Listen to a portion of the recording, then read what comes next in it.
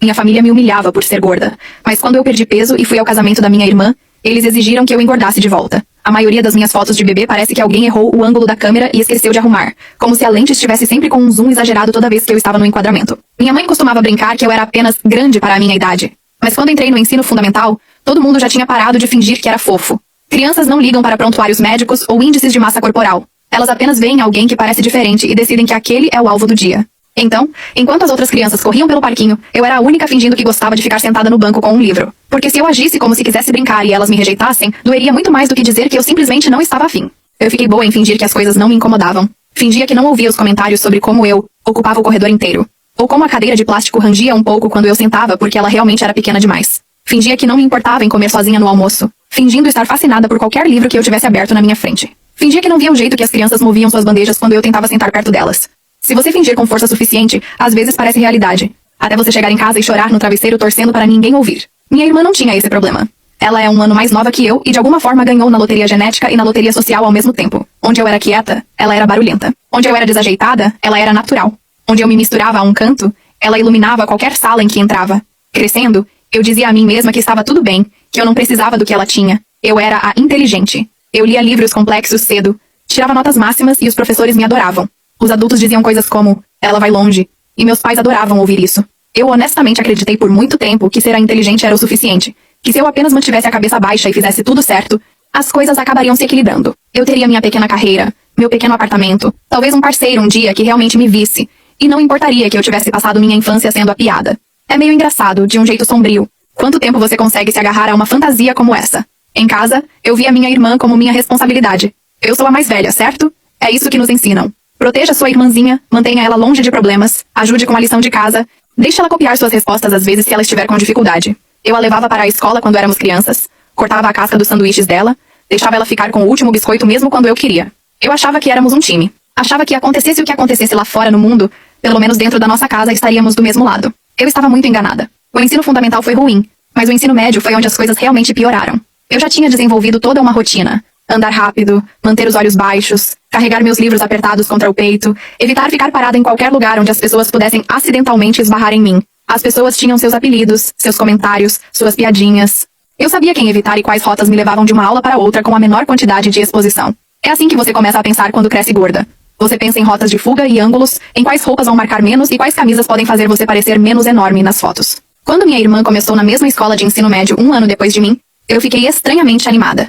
Imaginei a gente indo para a escola juntas, talvez sentando no almoço às vezes. Pelo menos ter alguém que me conhecia além da caricatura que todo mundo via. Eu disse a ela quais professores eram rigorosos, quais eram justos, quais corredores ficavam lotados, todas as dicas de sobrevivência de irmã mais velha. Ela ouviu, concordou com a cabeça, sorriu, e por um momento eu realmente pensei, ok, talvez este ano não seja tão ruim. Ela ficou popular em cerca de uma semana. Não estou nem exagerando.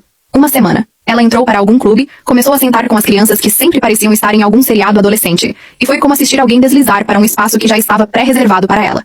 As pessoas se inclinavam quando ela falava, riam das histórias dela, convidavam ela para coisas. Os professores chamavam ela e sorriam tempo demais quando ela respondia, mesmo quando estava errada. Eu passava e ouvia meu nome jogado ali como uma nota de rodapé. Tipo, minha irmã é totalmente nerd, ela tira todas as notas máximas. Dito com aquele tom que era meio orgulhoso e meio irritado. No começo, ela ainda acenava para mim no corredor. Ela jogava um rápido, ei, através dos armários, ou passava na minha mesa no refeitório por um segundo para pegar uma batata frita ou reclamar da lição de casa. Mas ao longo dos meses seguintes, os acenos ficaram menores, as visitas ficaram mais curtas, e então, elas simplesmente pararam. Um dia entrei no refeitório, e a vi na mesa dos populares, rindo com uma garota que costumava mugir para mim quando eu passava. E quando nossos olhos se encontraram, ela desviou o olhar como se não me conhecesse. Aquilo doeu. Eu disse a mim mesma que ela só não tinha me visto. A negação é uma droga poderosa. O problema é que não parou no fingimento de que ela não me conhecia. Isso já teria sido cruel o bastante. A coisa escalou de um jeito lento e feio que parece óbvio olhando para trás. Eu ouvia meu apelido, aquele que as outras crianças usavam para mim, sair da boca dela quando ela estava parada com os amigos perto dos armários. Minha irmã é tão dramática. Ela chora por tudo. Ela é tão sensível. Ela come como se estivesse treinando para uma maratona. Ela literalmente ocupa metade do sofá. Pequenas alfinetadas, disfarçadas de piadas. Uma tarde no refeitório, eu estava carregando uma bandeja sobrecarregada porque a tia da cantina tinha empilhado tudo de um lado só. E quando passei pela mesa da minha irmã, um dos amigos dela colocou o pé na frente. Foi sutil o bastante para que, se você não soubesse o que estava olhando, acharia que foi um acidente. Eu pisei bem em cima. Meu tornozelo torceu e minha bandeja voou. Macarrão, molho, leite, tudo sobre a minha camisa, meu rosto, o chão. A sala inteira ficou em silêncio por um segundo. Depois explodiu em risadas. Minha irmã não me ajudou a levantar. Ela nem sequer pareceu horrorizada. Ela riu com eles. Aquele som, o som dela rindo de mim com os outros, é algo que nunca vou esquecer.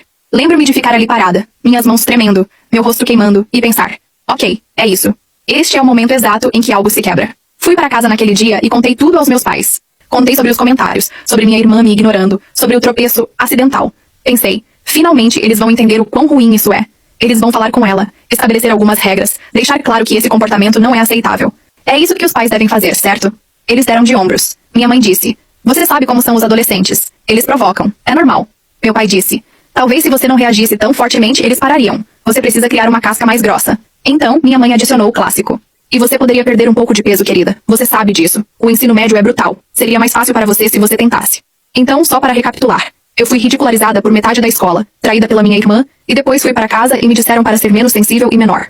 Gostaria de poder dizer que isso foi o pior, mas infelizmente tem mais. Uma vez que minha irmã percebeu que ninguém ia impedi-la, as coisas em casa se transformaram em uma extensão da escola. Ela trazia os amigos e eles entravam no meu quarto sem bater. Se jogavam na minha cama, pegavam meus cadernos, folheavam meu caderno de desenho. Faziam comentários como: uau, ela é mesmo obcecada pela escola. Ou: você acha que essa cadeira vai quebrar? Dito enquanto olhavam bem no meu olho. Eles abriam meu armário e riam das minhas roupas. De quantos moletons enormes eu tinha. Meu quarto deixou de ser meu lugar seguro, e se tornou apenas mais uma arena onde eu tinha que ficar em guarda. Fui aos meus pais de novo. Disse que não queria os amigos dela no meu quarto. Disse que eles eram maldosos comigo. Disse que faziam comentários sobre meu corpo, sobre minhas roupas. Minha mãe suspirou e me disse que eu estava exagerando. Eles estão só brincando. Você precisa ser mais relaxada. Meu pai acrescentou que minha irmã estava finalmente saindo da casca. Finalmente social. Finalmente normal. E que eu deveria ficar feliz por ela em vez de ter ciúmes. Ciúmes. Essa palavra ficou presa na minha garganta como uma espinha de peixe. Eu não tinha ciúmes de ser ridicularizada. Eu não tinha ciúmes de ter permissão para tratar outra pessoa como lixo. Eu tinha ciúmes da segurança dela, claro. De ela não ter que calcular cada passo. De ela ter espaço para existir sem que todos dissessem para ela encolher. Mas ninguém queria ouvir essa nuance. Era mais fácil me pintar como a irmã mais velha amarga e rancorosa. A reviravolta estranha nisso tudo é que, enquanto ignoravam todo o resto, meus pais adoravam falar sobre minhas notas. Eles mostravam meus boletins para qualquer parente que ficasse parado tempo suficiente. Olha isso, notas máximas de novo, quadro de honra todo ano. Devemos estar fazendo algo certo, diziam eles, como se meu desempenho acadêmico fosse um certificado de boa parentalidade. Eles comparavam minhas notas de provas com as da minha irmã, bem na frente dela. E depois agiam chocados quando o rosto dela se fechava e ela estourava comigo mais tarde. Eu não liguei os pontos na época. Não vi como eles estavam alimentando esse ressentimento. Eu só achava que minha irmã me odiava em algum nível profundo que eu não conseguia consertar. Então a sabotagem começou. Olhando para trás, havia sinais. Eu passava horas trabalhando em um trabalho, salvava, e de alguma forma o arquivo sumia no dia seguinte. Eu clicava para imprimir um projeto, ouvia a impressora no corredor, e quando ia pegar, a bandeja estava vazia. Eu deixava meu caderno aberto na mesa, e voltava do banheiro para encontrá-lo fechado e fora do lugar. Coisas pequenas. Coisas irritantes. Coisas que eu culpava em mim mesma por ser esquecida ou desastrada. Uma noite, passei quase a noite toda acordada para terminar um trabalho enorme que valia uma grande parte da minha nota. Imprimi, coloquei bonitinho em cima da minha mochila e apaguei. Na manhã seguinte tinha sumido. Não caído no chão, não preso entre livros. Sumido. Revirei meu quarto. Eu estava tremendo, em pânico, certa de que tinha perdido de alguma forma. Acabei correndo para a escola e dizendo à professora que sentia muito, que devia ter deixado em casa. Ela me deixou enviar por e-mail mais tarde, mas descontou alguns pontos. Coisas assim continuaram acontecendo. Um pendrive perdido. Uma pasta misteriosamente molhada na parte de baixo, como se alguém tivesse derramado água nela. Um livro didático com páginas arrancadas. Eu dizia a mim mesma que estava apenas sobrecarregada. Dizia a mim mesma que era descuidada. Meus pais concordavam. Você precisa ser mais organizada, diziam eles, enquanto minha irmã assistia do sofá com aquele sorrisinho que ela achava que eu não via. Anos depois, em algum jantar de família quando éramos todos mais velhos e todo mundo tinha bebido vinho demais, minha irmã riu e disse: lembra como eu costumava deletar seus trabalhos e esconder sua lição de casa? Eu era tão implicante. Ela disse isso como uma história fofa de infância. Como se fosse engraçado. Ela até colocou a mão no meu braço como se estivéssemos nos conectando. Eu fiquei sentada lá, meu garfo no meio do caminho até a boca, e percebi em um segundo que tantas daquelas noites, tantas daquelas lágrimas, não foram culpa minha de jeito nenhum. Ela tinha feito de propósito. De propósito. Os amigos dela riram. Meus pais disseram: ai meu Deus, você era terrível. E mudaram de assunto. Nenhum pedido de desculpas. Nenhum: ei, isso poderia ter arruinado as chances dela. Apenas um: nossa, crianças, né? Depois do ensino médio, eu caí fora. Essa é a única maneira que consigo descrever. Consegui uma bolsa para uma universidade a algumas horas de distância. Não longe o suficiente para precisar de avião, mas longe o suficiente para que meus pais não pudessem simplesmente aparecer. Mudei para um dormitório e fiquei naquele quarto pequeno e estranhamente pintado, percebendo pela primeira vez que ninguém ali me conhecia como a irmã gorda, ou a inteligente, ou a chorona. Eu era apenas uma garota tentando descobrir como lavar sua própria roupa. A faculdade não foi uma história mágica de transformação. Não fiquei magra de repente, nem popular, nem curada. Mas encontrei pessoas que gostavam de mim sem precisar que eu encolhesse. Encontrei alguns amigos que não ligavam que eu sempre pedisse sobremesa. Estudávamos juntos, assistíamos a programas idiotas, ficávamos acordados até tarde falando sobre nossas famílias. Todos nós tínhamos nossas próprias bagunças. Pela primeira vez, eu não era a única. Mantive contato com minha família de uma maneira superficial. Ligações em feriados, mensagens nos aniversários, a visita ocasional onde eu dormia no meu antigo quarto e tentava não notar o quão pouco havia mudado. Minha irmã e eu éramos educadas. Nos abraçávamos no oi, trocávamos atualizações básicas e depois voltávamos a orbitar cantos separados da casa. Eu dizia a mim mesma que aquilo era o suficiente, que não brigar era o mesmo que paz. Depois da formatura, acabei em uma cidade de médio porte em outro estado, trabalhando como coordenadora de escritório para uma pequena empresa que fazia algo com números e software que eu fingia entender melhor do que entendia. Não era glamouroso, mas pagava as contas. Eu tinha um apartamento minúsculo com piso que rangia e vizinhos barulhentos, um mercado na mesma rua e uma rotina que pertencia apenas a mim. Comprei meus próprios móveis, meus próprios pratos, minha própria roupa de cama na qual ninguém mais tinha dormido. Esse tipo de independência é subestimado se você vem de uma casa onde nada nunca realmente pareceu pertencer a você. Eu não voltava muito para casa. A distância torna mais fácil fingir que está tudo bem. Se você só conversa algumas vezes por ano, pode ignorar muita coisa. Eu sabia que meus pais ainda acreditavam honestamente que tinham sacrificado tudo por nós, e que qualquer crítica era ingratidão. Eu sabia que minha irmã ainda era o sol social ao redor do qual eles orbitavam. Foquei na minha pequena vida em vez disso. Então, no verão passado, minha mãe me ligou e disse: "Você não visita há tanto tempo. Sentimos sua falta. Por que você fica longe?" Ela disse isso como se eu fosse a única quebrando algo. Ouvi a mim mesma dizer: "Ok, vou descer para um fim de semana." Parte de mim estava curiosa. Parte de mim estava cansada de se sentir a filha fantasma. Quando estacionei na entrada da casa onde cresci, tudo parecia igual.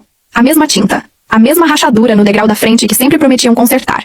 Os mesmos vasos de flores que minha mãe rodeziava sazonalmente como se estivesse trocando a roupa da casa. Atravessar a porta da frente parecia entrar em um cenário velho. Meu quarto ainda tinha os mesmos pôsteres desbotados e o mesmo amassado na lateral da cama de quando eu sentei no exato mesmo lugar por anos. Eles fizeram a performance completa de reunião. Minha mãe me abraçou um pouco forte demais. Meu pai deu um tapinha no meu ombro e perguntou sobre o trabalho. Minha irmã veio da cozinha com um dramático: "Olha quem finalmente decidiu aparecer." Eu ri, abracei ela e tentei não pensar em chão de refeitório e leite derramado. Sentamos para o almoço e foi quase agradável. Por um tempo foram apenas atualizações aleatórias. A dor nas costas do meu pai. A vizinha da minha mãe que estava sempre se metendo na vida de todo mundo. O trabalho da minha irmã em alguma boutique na cidade. Falei um pouco sobre meu escritório, meus colegas de trabalho, o fato de que finalmente tinha aprendido a fazer um refogado decente. Estávamos todos fingindo ser normais. Então minha irmã limpou a garganta e disse: "Então, eu tenho um anúncio." Ela levantou a mão esquerda e lá estava ele. Aquele anel brilhante que capturava a luz como se estivesse tentando cegar todo mundo. Minha mãe engasgou. Meu pai disse: "Ora, vejam só." Minha irmã sorriu e disse que estava noiva. Aparentemente ela tinha conhecido ele em algum evento comunitário. Eles estavam namorando há um tempo. E agora ele tinha pedido a mão dela de alguma forma romântica, envolvendo velas e um discurso. Todos explodiram em parabenizações. Houve abraços, gritinhos e os habituais momentos de "deixa eu ver o anel de novo." Eu sorri e disse a ela que estava feliz por ela, porque é isso que se deve dizer. E honestamente, uma parte de mim falava sério. Eu não a odeio. Só não confio nela. Depois da empolgação inicial, minha mãe se virou para mim e disse: "E quanto a você? Está vendo alguém?" Essa pergunta sempre vem com uma pontada quando você está no final dos 20 anos e solteira. Dei de ombros e disse que na verdade não, que estava focando no trabalho e em mim mesma. Minha irmã interveio com uma risada. Claro que ela não está. Mãe, ela mal sai do apartamento. Ela é casada com o trabalho e com o delivery. Houve uma pequena pausa, então meu pai acrescentou: "Nós nos preocupamos com você, sabe? Sua irmã está se estabilizando, começando uma família um dia. Você ainda está..." Ele parou de falar e olhou significativamente para o meu corpo. Ele não precisou dizer. A implicação foi alta o suficiente. Minha mãe suspirou e fez aquela coisa onde finge que está sendo amorosa enquanto gira a faca. "Nós só queremos que você seja saudável, querida. É só que você engordou ainda mais desde que te vimos. Não faz bem para você. E os homens podem ser superficiais, você sabe disso." Senti meu rosto esquentar. Disse que estava bem. Disse que meu médico estava ok com meus números. Disse que estava fazendo o meu melhor. Eles assentiram daquele jeito que significa que não acreditam em você. Minha irmã olhou para mim por cima do copo de chá gelado e disse: "Honestamente, se você está feliz, então tanto faz. Mas tipo, com o casamento e tudo, você pode querer pensar em como vai ficar nas fotos." Ela disse isso tão casualmente, como se estivesse discutindo o clima. Foi assim que as regras começaram. Primeiro foi: "Estamos buscando uma estética muito específica, sabe? Para o álbum de casamento. Então você não pode usar certas cores porque vão brigar com a paleta." Ok, tudo bem. Eu poderia viver sem usar certas cores. Depois foi: "Realmente não podemos acomodar acompanhantes para todo mundo. A lista de convidados já está apertada. Então será apenas família, sem parceiros." Exceto que descobri depois que vários amigos dela estavam levando pares, e até alguns primos tinham permissão para levar seus parceiros. Quando perguntei à minha mãe sobre isso, ela disse: "Bem, isso é diferente. Eles já estão em relacionamentos de longo prazo." Tradução: sua pessoa hipotética não é real o suficiente para merecer uma cadeira. Então minha mãe, naquele tom de cozinha de fim de tarde que ela usa quando está fingindo ser razoável, disse: "E talvez, só pense nisso. Você poderia usar isso como uma meta, sabe? Para emagrecer um pouco antes do casamento? Para se sentir melhor nas fotos. Poderíamos até ajudar. Seu pai e eu nos sentiríamos muito melhor sabendo que você está levando sua saúde a sério. Parecia menos que estavam preocupados com minhas artérias e mais que estavam preocupados que eu arruinasse a estética. Minha irmã nem fingiu. É, disse ela encostada no balcão. Quero dizer, madrinhas e famílias são tipo a moldura em volta da foto principal. Você não quer que a moldura esteja toda errada, sabe? Ela riu da própria piada. Eu não ri. Em algum momento, minha mãe disse casualmente. E talvez para a cerimônia, faça sentido se você sentar um pouco mais para trás, não na primeira fila, para que o foco fique realmente no casal.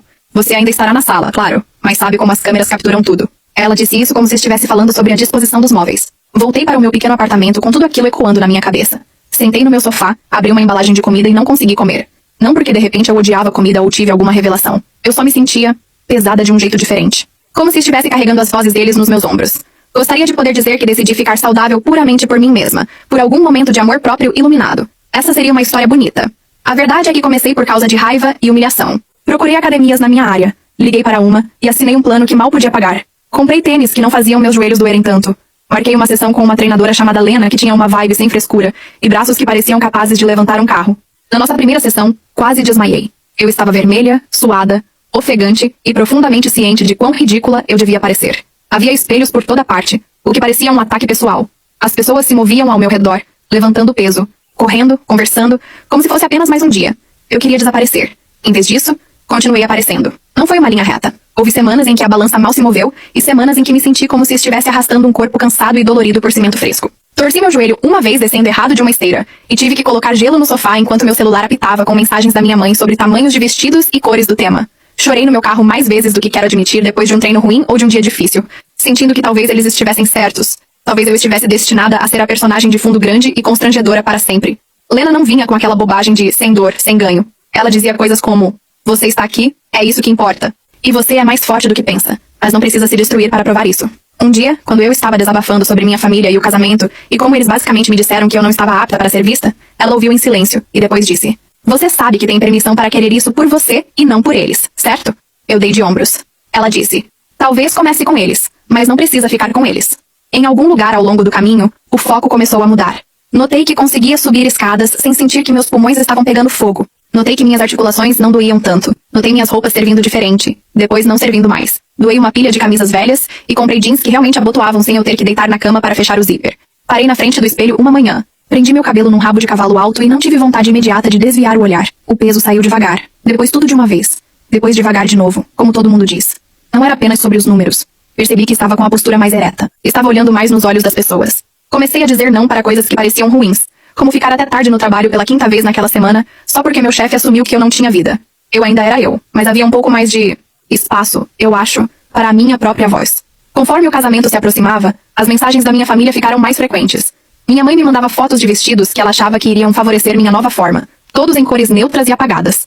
Minha irmã mandava mensagens no grupo da família, perguntando sobre meus planos de viagem, soltando pequenos lembretes sobre o cronograma e quem estava fazendo o quê. Havia esse zumbido constante de expectativa, como se estivessem montando um show e precisassem saber se o adereço problemático ia cooperar. Cerca de 2 semanas antes do casamento, meus pais me convidaram para um almoço pré-casamento para repassar os detalhes finais. Quase disse não. Todo o instinto que eu tinha me dizia para ficar na minha cidade, ir à academia, pedir meu sushi favorito e deixar eles lidarem com qualquer história que quisessem contar sobre mim. Mas então pensei na minha família estendida. As tias e primos que sempre foram gentis comigo, que me mandavam cartões e pequenos pacotes de carinho quando eu estava estressada na faculdade. Eu não queria desaparecer para eles só porque minha família imediata não sabia como me tratar. Então eu disse sim. Dirigi até lá num sábado, usando um jeans que servia bem e uma blusa verde macia que eu realmente gostava, com meu cabelo arrumado de um jeito que parecia eu. Quando entrei pela porta da frente, minha mãe levantou o olhar da cozinha e congelou. Meu pai, sentado à mesa com seu café, fez o mesmo. Por um segundo, ninguém disse nada. Então minha mãe disse: oh meu Deus. Meu pai disse: uau. Minha irmã, que veio da sala de estar, apenas encarou. Não foi aquele tipo legal de encarada. Foi o tipo onde as pessoas estão recalculando as coisas na cabeça. Você parece diferente, minha mãe disse finalmente. Eu sorri e disse: tenho malhado, tentado cuidar melhor de mim mesma. Meu coração estava batendo forte. Não sei por que parecia tão vulnerável dizer aquilo em voz alta. Minha irmã chegou mais perto. Realmente estendeu a mão e cutucou meu braço como se estivesse conferindo uma fruta no mercado. Ok, garota da academia, disse ela, tentando fazer soar como um elogio e falhando. Você realmente fez isso. Meu pai me circulou como se eu fosse um carro que ele estava pensando em comprar. Você quase parece uma pessoa diferente, disse ele. Se eu não soubesse, acharia que você fez algum tipo de cirurgia. Ele riu um pouco, como se fosse uma piada inofensiva. Eu não fiz, eu disse. Só trabalhei duro, por muito tempo. Minha mãe se recuperou rápido. Começou a fazer perguntas sobre o que eu comia, com que frequência malhava, se eu tinha treinador. Era como se ela estivesse tentando coletar dados. Havia uma tensão na curiosidade dela, no entanto, um aperto ao redor da boca que me dizia que ela não estava inteiramente empolgada. Sentamos para comer. A refeição inteira virou sobre meu corpo, meu peso, minha jornada. Minha irmã continuou fazendo pequenos comentários como: "Cuidado, você vai ficar menor que eu em breve", dito com uma risada que não alcançava os olhos. Minha mãe disse: "Isso é maravilhoso, mas não fique extrema demais. Existe isso de ser magra demais." Meu pai concordava com a cabeça com quem estivesse falando, como sempre fazia. Em algum momento, minha irmã largou o garfo e disse: "Ok, mas falando sério, precisamos conversar sobre o casamento, porque isso muda as coisas." Eu pausei, meu garfo no meio do caminho até a boca. "Muda o quê?" Ela acenou com a mão para mim. "Seu visual todo... Quer dizer, os vestidos das madrinhas estão escolhidos. As fotos que tínhamos em mente para a cerimônia. Os lugares. Eu não planejei que você estivesse assim. Eu ainda sou eu disse. Só ocupo um pouco menos de espaço agora." Minha mãe interveio. "Querida, o que sua irmã quer dizer é que o equilíbrio das fotos é diferente agora. As cores, as formas, tudo isso. Só precisamos garantir que nada distraia da noiva. É o dia dela." Eu encarei eles. Então, quando eu era maior, eu era um problema porque me destacava de um jeito ruim. E agora que sou menor, sou um problema porque me destaco de um jeito diferente? Minha irmã revirou os olhos. "Ninguém está dizendo que você é um problema. Você está sendo tão dramática. A gente só... não quer as pessoas focando em você em vez de mim. Isso é normal para uma noiva. Né, mãe?" Minha mãe concordou imediatamente. "Claro. Toda noiva quer que a atenção esteja nela. Não é pessoal, querida. É só como essas coisas são." Elas começaram a listar ajustes. Talvez eu pudesse pegar leve na maquiagem. Talvez eu não devesse usar nada muito justo ou revelador. Talvez eu pudesse usar meu cabelo num coque simples em vez desse estilo chamativo que eu estava usando agora. Minha irmã sugeriu que eu pulasse algumas das fotos oficiais de família para que o foco ficasse mais fechado. Minha mãe gentilmente repetiu que sentar um pouco mais para trás durante a cerimônia poderia ajudar o fotógrafo a enquadrar melhor as coisas. Algo dentro de mim estalou e entrou em foco. Não explodiu exatamente. Apenas solidificou. Por anos eu tinha me torcido em nós tentando ser menor fisicamente e emocionalmente. Eu tinha pedido desculpas por existir, por ocupar espaço, por reagir quando as pessoas me machucavam. Eu tinha acreditado que se eu tentasse o bastante, se fosse boa o bastante, se tirasse notas altas o bastante, e me fizesse útil o bastante, eles me veriam como mais do que um problema para gerenciar. Sentada naquela mesa, ouvindo minha mãe e minha irmã me rearranjarem como mobília, percebi que elas não queriam realmente que eu fosse feliz ou saudável. Elas queriam que eu fosse conveniente, gorda, e precisavam que eu encolhesse, menor, e precisavam que eu me apagasse. Nenhuma versão de mim jamais seria aceitável se eu não estivesse fazendo elas parecerem melhores. Larguei meu garfo. Minhas mãos estavam surpreendentemente firmes. "Sabem de uma coisa?" eu disse. "Não." Minha mãe piscou. "Não o quê?" "Não para as regras extras. Não para ser informada sobre quais cores posso usar. Não para ser empurrada para a fileira de trás. Não para ser informada de que sou grande demais ou pequena demais, ou visível demais, ou qualquer coisa demais. Eu vou como eu mesma, ou não vou." Minha irmã bufou. "Você vai seriamente fazer isso ser sobre você? No meu casamento?" "Estou fazendo isso ser sobre mim. Na minha vida." eu disse. "Passei minha vida inteira encolhendo e pedindo desculpas e deixando vocês todos me tratarem como um problema em vez de uma pessoa. Cansei." Minha mãe me deu aquele sorriso tenso, que significava que ela estava prestes a dizer algo horrível vestido de preocupação. "Nós só queremos o melhor pra você, querida. Você sabe que te amamos. Não é nossa culpa se você é tão sensível que entende tudo errado." Eu ri. Saiu um pouco mais áspero do que eu pretendia. "Vocês não me amam. Vocês amam o que eu posso fazer pela imagem de vocês. Vocês amam minhas notas quando podem se gabar delas. Vocês amam minha perda de peso quando faz vocês parecerem bons pais. Mas vocês nunca me amaram quando eu precisei que me defendessem. Nunca." Meu pai se mexeu na cadeira, como se fosse dizer algo. Mas não disse. Ele nunca diz. "Você está exagerando", disse minha irmã. "Como sempre." "Não", eu disse. E minha voz estava calma de um jeito que quase me assustou. Pela primeira vez estou reagindo exatamente o suficiente. Empurrei minha cadeira para trás e levantei. Minha mãe disse meu nome, ríspido e em tom de aviso, mas não sentei de volta. "O negócio é o seguinte", eu disse. "Se eu for ao seu casamento, irei como eu sou.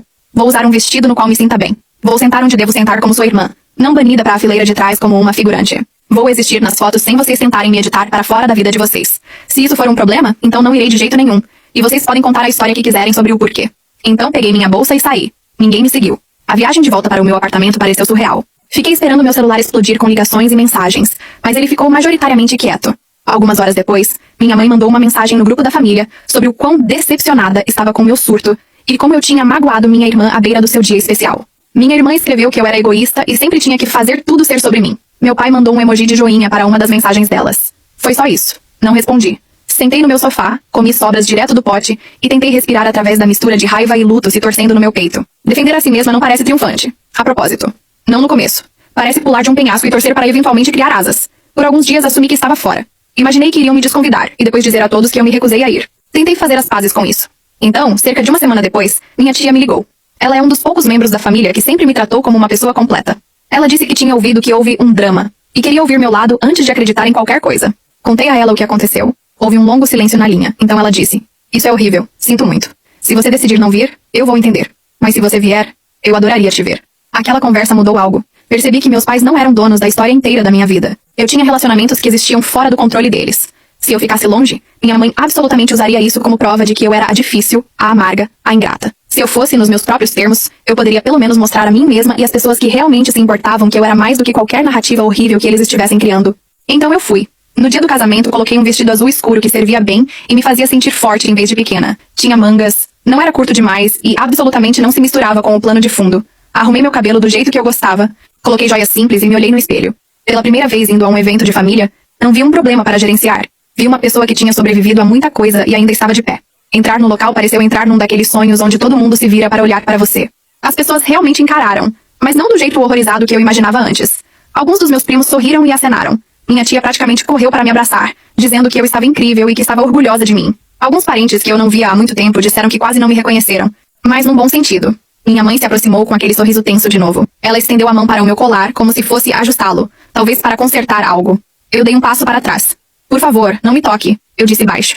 Os olhos dela se arregalaram. Havia pessoas ao nosso redor, assistindo. Ela abaixou a mão e disse, você parece muito... diferente, como se fosse uma acusação. Obrigada, eu disse, e passei por ela para falar com minha tia. Durante a cerimônia, sentei onde os irmãos deveriam sentar. Ninguém me arrastou fisicamente para a fileira de trás. Então isso foi um progresso, eu acho. Assisti minha irmã andar até o altar no vestido dela, cercada pela exata estética que ela queria, e senti essa mistura estranha de tristeza e distância. Ela estava linda. Não vou fingir que não estava. Ela também parecia uma estranha para mim naquele momento. Na festa, tomei a decisão consciente de não orbitar minha família imediata. Encontrei meus primos, dancei com eles, coloquei o papo em dia. Conversei com pessoas que lembravam de mim de quando eu era pequena, e contaram histórias engraçadas que não envolviam me humilhar. Comi bolo sem pedir desculpas por isso. Eu ri, genuinamente, em partes da noite que não tinham nada a ver com a noiva e o noivo. Finalmente conheci o noivo propriamente. Tínhamos sido apresentados rapidamente antes, mas agora ele veio até onde eu estava parada com uma bebida na mão e fez toda aquela coisa charmosa de conversa fiada. Perguntou sobre meu trabalho, minha cidade, se eu estava vendo alguém. Foi tudo muito superficial. Não tive uma vibe ótima, mas também não tinha energia para analisá-lo profundamente. Mantive a educação e segui em frente. Eventualmente a noite acabou. Dirigi de volta para meu hotel, tirei os sapatos e fiquei deitada, olhando para o teto, sentindo um tipo estranho de alívio. Eu tinha aparecido nos meus próprios termos. Tinha me recusado a ser rearranjada. Não consertou nada com minha família, mas fez algo em mim que eu precisava. Alguns dias depois, recebi uma mensagem num aplicativo de rede social de um usuário que não reconheci de primeira. Quando cliquei, meu estômago despencou. Era o noivo. Ele começou com: Ei, sou eu do casamento. Espero que não se importe de eu entrar em contato. Depois virou: Você estava incrível na outra noite. E tem algo meio sexy nessa rivalidade toda que você tem com a sua irmã. Ele disse que sempre teve curiosidade sobre como seria ficar com a outra irmã, como se eu fosse algum sabor alternativo num cardápio. Eu apenas encarei meu celular. Minha primeira reação foi nojo. A segunda foi essa constatação fria e familiar. Claro que o homem que minha família colocou num pedestal estava me mandando mensagem pelas costas da minha irmã, transformando nossa dor em algo excitante. Ele continuou: Sinto que você me entende de um jeito que ela não entende, escreveu ele, o que era risível porque mal tínhamos conversado. Deveríamos nos encontrar qualquer hora só para conversar. Ninguém precisa saber. Ele adicionou um emoji piscando. Porque claro que adicionou. Não respondi. Tirei prints de cada mensagem. Depois bloqueei ele. Gostaria de poder dizer que marchei até a casa dos meus pais e mostrei a eles na hora, mas não fiz isso. Eu estava cansada, tão cansada. Cansada de ser a única que explodia as coisas contando a verdade. Cansada de ser a mensageira que todo mundo odiava. Então, salvei as provas e segui com a minha vida, o máximo que pude. Nos meses seguintes, meu contato com minha família encolheu ainda mais. Minha mãe mandava textos ocasionais no grupo com fotos da minha irmã e o novo marido fazendo coisas fofas de recém-casados. Eles estão tão felizes, escreveu ela uma vez, como se estivesse me desafiando a contradizê-la. Eu não contradisse. Então, cerca de 7 meses depois do casamento, meu telefone tocou numa terça-feira aleatória à noite. Era minha mãe. Quase deixei ir para a caixa postal, mas a curiosidade falou mais alto. Quando atendi, ela parecia frenética. Ela voltou para casa, disse ela sem nem dizer olá. Sua irmã. Ela se mudou de volta. Ele traiu ela. Dá pra acreditar? Depois de tudo que fizemos por aquele garoto. Fechei meus olhos. Claro que traiu. Sinto muito que ela esteja sofrendo, eu disse, e falava sério. Não importa quanto dano ela tivesse me causado, eu não desejava essa dor específica para ela. Minha mãe começou todo um discurso sobre como os homens são porcos, como ninguém mais valoriza o compromisso, como minha irmã tinha sacrificado tanto, e tinha sido humilhada. Então ela disse. E a pior parte é que ele disse que algumas das mensagens eram com você. Você sabe de alguma coisa sobre isso? Lá estava. O ângulo. De alguma forma, mesmo com um marido traidor, eles ainda conseguiram encontrar um jeito de arrastar meu nome para isso. Respirei fundo. Sim, eu disse. Eu sei. Minha mãe ficou em silêncio. Você... sabe? Ele me mandou mensagem alguns dias depois do casamento, eu disse. Ele disse coisas inapropriadas sobre você e ela e a rivalidade entre nós. Eu não respondi. Eu bloqueei ele. Tenho prints. Não disse nada porque sabia como vocês reagiriam. O que, aliás, você está provando agora mesmo. Minha mãe gaguejou. Como você ousa esconder isso da gente? Se você tivesse nos contado, talvez isso não tivesse ido tão longe. Fala sério? Perguntei. A primeira coisa que você fez agora foi perguntar se eu tive algo a ver com isso. Não se eu estava bem. Não se eu precisava de apoio depois de ser cantada pelo meu cunhado. Mas se eu era parte do problema. Vocês nunca acreditaram em mim quando eu disse que estava sendo machucada. Por que eu confiaria em vocês com isso? Ela começou a chorar. Real ou não, eu estava cansada demais para distinguir. Sua irmã está devastada, disse ela. Ela está dizendo todo tipo de coisa. Diz que você deve ter encorajado ele. Que você sempre quis o que ela tem. Você precisa vir para casa e ajudar a consertar isso. Eu ri de novo. Aquele mesmo som áspero do almoço pré-casamento. Não, eu disse. Eu não preciso fazer isso. A voz da minha mãe ficou fria. Então você vai simplesmente deixar sua irmã sofrer? Ela está sofrendo porque o marido dela é um traidor. Eu disse. Não porque eu existi na mesma sala que ele. Não porque me recusei a ser apagada das suas fotos. Não porque não embarquei na sua estética. Ela está sofrendo porque casou com alguém que via ela e a irmã dela como brinquedos trocáveis. Abri meu notebook. Enquanto minha mãe ainda estava na linha, peguei os prints que tinha salvado e encaminhei para ela, para meu pai e para minha irmã, numa mensagem em grupo. Cada palavra que ele tinha escrito para mim, cada frasezinha barata sobre encontros secretos, e a outra irmã, tudo com data e hora de dias depois do casamento. Pronto, eu disse ao telefone. Agora vocês têm a verdade. Façam o que quiserem com ela. Minha mãe começou a dizer meu nome, aquele tom de bronca de novo, mas desliguei. Mensagens começaram a chegar quase imediatamente. Meu pai escreveu. Eu não fazia ideia. Minha mãe mandou um parágrafo longo sobre como sentimentos são complicados e como eu deveria ter contado antes, e como tudo isso era uma bagunça. Minha irmã, depois de cerca de 1 hora, mandou uma linha. Fique longe de mim. Encarei aquela mensagem por um longo tempo. Então desliguei meu celular. Nas semanas que se seguiram, ouvi pelo a boca que o casamento da minha irmã tinha implodido completamente. Havia outras mulheres, não só eu. Ele tinha mandado mensagens para pessoas do trabalho, da academia, de aplicativos aleatórios. Era todo um padrão. Ela voltou a morar com meus pais, que agora tinham que lidar com a realidade de que o casal de ouro no qual investiram tanto era um desastre. Alguns parentes me procuraram discretamente, dizendo que sentiam muito, dizendo que acreditavam em mim, dizendo que sempre acharam que tinha algo errado. Meus pais tentaram, algumas vezes, me puxar de volta para o papel antigo. Mandaram mensagens sobre como família é tudo que temos, e como eu não deveria virar as costas para eles nesse momento sombrio. Tentaram me fazer sentir culpa para dirigir até lá, para ser um ombro amigo para uma irmã que assistiu feliz enquanto eu me afogava por anos. Eu não fui. Respondi educadamente quando pareceu necessário, principalmente para os parentes que tinham me mostrado gentileza. Mandei uma mensagem para meus pais dizendo: espero que estejam se cuidando. Não posso ser a pessoa a consertar isso. Preciso de distância. Então silenciei o grupo. As pessoas falam sobre cortar contato como se fosse virar um interruptor, mas é mais como baixar lentamente o volume de uma música que ficou presa na sua cabeça a vida toda. Às vezes ela volta a tocar. Às vezes você ouve um verso e seu peito aperta, mas com o tempo fica mais baixo. Ainda moro no meu pequeno apartamento com o piso que range. Ainda vou à mesma academia. Ainda mando mensagem para a Lena quando bato um novo recorde pessoal em algo pequeno. Como conseguir fazer mais flexões do que conseguia 6 meses atrás. Ainda tenho dias em que me olho no espelho e vejo aquela adolescente solitária no refeitório, coberta de almoço derramado, querendo desaparecer. Mas também tenho dias em que me olho no espelho e vejo outra pessoa sobreposta a ela. Alguém que saiu de uma casa onde ninguém aplaudiu quando ela se defendeu. Alguém que se escolheu mesmo assim. Minha relação com meu corpo ainda é complicada. Alguns dias sinto falta da velha armadura de ser maior, por mais distorcido que isso soe. Havia uma segurança estranha em ser invisível porque as pessoas estavam ocupadas demais rindo para olhar de perto. Agora elas olham. Ainda estou descobrindo como lidar com isso. Mas aqui está o que eu sei. Meu valor nunca foi uma história de antes e depois. Nunca foi um número numa balança, ou o tamanho do vestido que minha mãe queria que eu usasse para uma foto. Nunca foi sobre se minha irmã se sentia ameaçada por eu estar ao lado dela num altar. Não era algo que meus pais tinham autoridade para conceder ou revogar. Eles passaram anos tentando me fazer menor. Menor no corpo, menor na voz, menor na presença, menor no enquadramento de cada foto. Achei que perder peso finalmente me faria caber no espaço que eles tinham para mim. Em vez disso, me mostrou que o espaço que eles ofereciam era pequeno demais para quem eu realmente sou. Então, eu saí do enquadramento. E honestamente, pela primeira vez na vida, estou começando a sentir que tem espaço suficiente. Espaço suficiente para respirar, para ficar com raiva quando preciso, para ser suave quando quero, para ocupar exatamente o tanto de espaço que ocupo sem pedir desculpas por isso. Não sei se meus pais um dia vão entender isso. Não sei se minha irmã um dia vai me perdoar por não colapsar no papel que ela espera. Mas finalmente cansei de esperar que eles mudem antes de começar a viver como quem merece algo melhor. Essa é a parte que ninguém te conta sobre estabelecer limites com a família.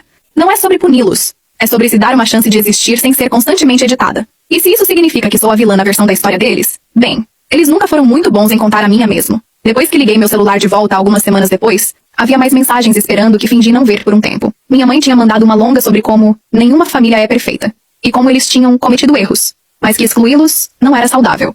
Meu pai mandou algo mais curto sobre como gostaria que pudéssemos voltar a como as coisas eram. Como se, como as coisas eram, não tivesse sido uma demolição em câmera lenta da minha autoestima. Minha irmã não tinha escrito mais nada depois daquele "fique longe de mim", o que honestamente me disse tudo o que eu precisava saber. Pensei em responder. Fiquei sentada lá com os dedos pairando sobre a tela, meio compondo 100 respostas diferentes na minha cabeça. A educada, a cheia de raiva, a sarcástica, a aprovada pela terapeuta. No fim, não mandei nenhuma delas. Coloquei meu celular virado para baixo na mesa e decidi que o silêncio, Por uma vez poderia ser minha resposta. O silêncio é interpretado como as pessoas querem, aliás.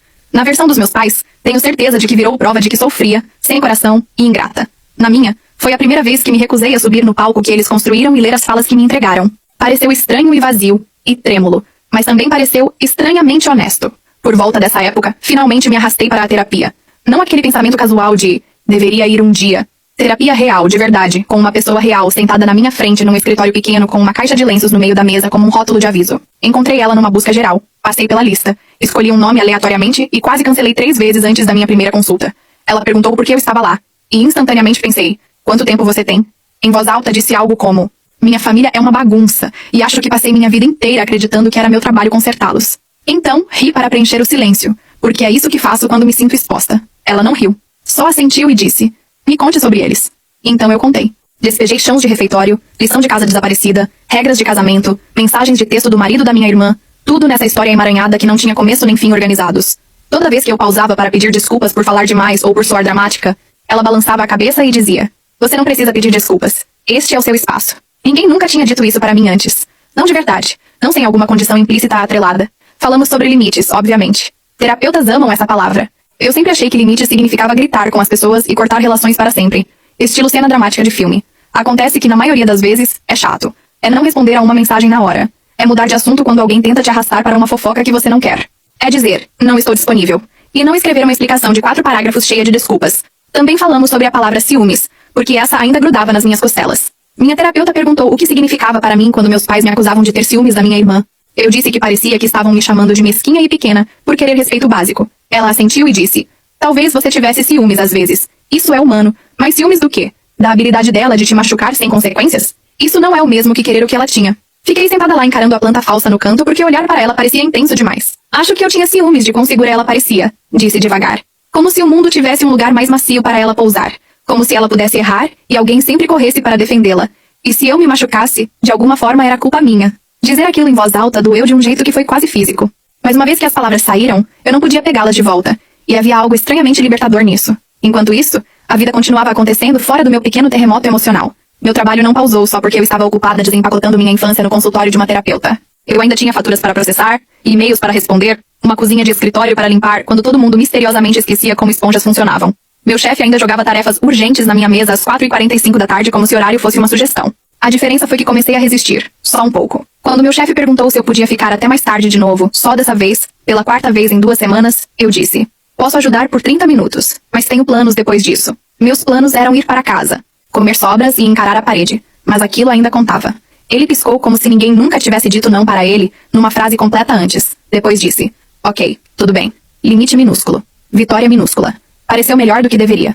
Meus colegas notaram as mudanças antes de mim. Uma mulher da contabilidade me puxou de lado uma tarde e disse, você parece diferente ultimamente, num bom sentido, como se estivesse menos, não sei, pedindo desculpas por existir? Ela disse com gentileza, não como uma alfinetada. Eu ri e disse algo autodepreciativo, mas na viagem de ônibus para casa pensei nas palavras dela por um longo tempo. Essa é a coisa estranha sobre mudar sua vida. De dentro parece caos e pensar demais e lição de casa da terapia. De fora, parece que você de repente está ficando um pouco mais alta quando anda pelo corredor. Perto do final daquele ano, uma das minhas amigas da faculdade veio me visitar.